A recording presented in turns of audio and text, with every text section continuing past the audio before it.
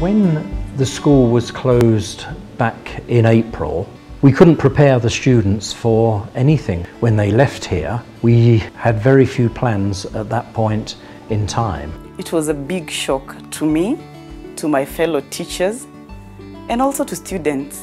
We really thought about our candidate class and we wondered, what about the syllabus coverage? What about the revision?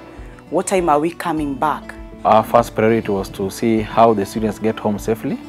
And once they got home safely, we thought of how do we now follow up on their well-being, because the background of the students we deal with, some of them come from very humble backgrounds. So we started to look at what we needed to do to get them up on virtual lessons.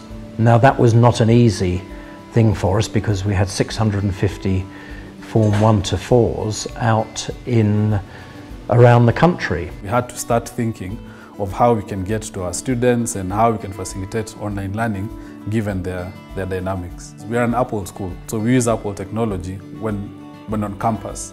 And it was obvious to us that we could not send iPads to the students because of many reasons. Giving them an expensive device to go home with will make them targets in the areas they come from. So we settled for a smartphone that would be able to allow the various platforms to run for them to be able to access the online learning. Then Safaricom was able to use their logistics to get the device to every student from wherever they are in the country. Right now we can do classes like normal classes like the way we do when we're in school. So in this case, we are teaching, then we engage them through the chat. The lesson is recorded so that learner can visit and still view the class, so no learner is normally left out. We found that we had 160 students or thereabouts who had little or no access to electricity. So we decided that the M-PESA units were the best for charging. So again, we approached M-PESA, got a very, very good price for them, and we managed to get all of ththose out to the students as well.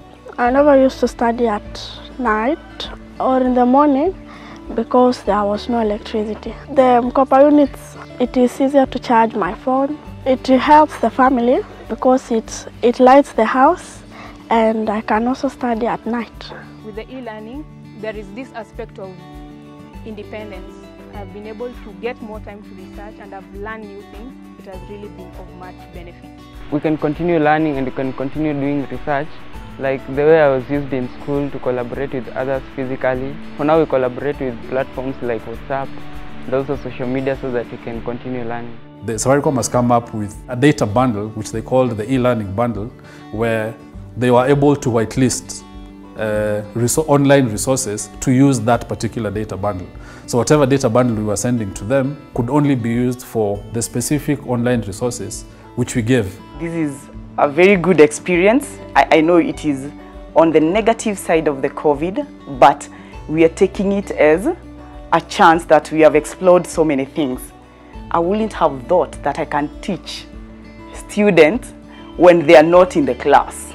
So we now need to just rethink the way we deal with students once they go home at the end of term. But certainly for their families, there will be a big, big advantage for those 160 families that now have access to lighting, which they never had before.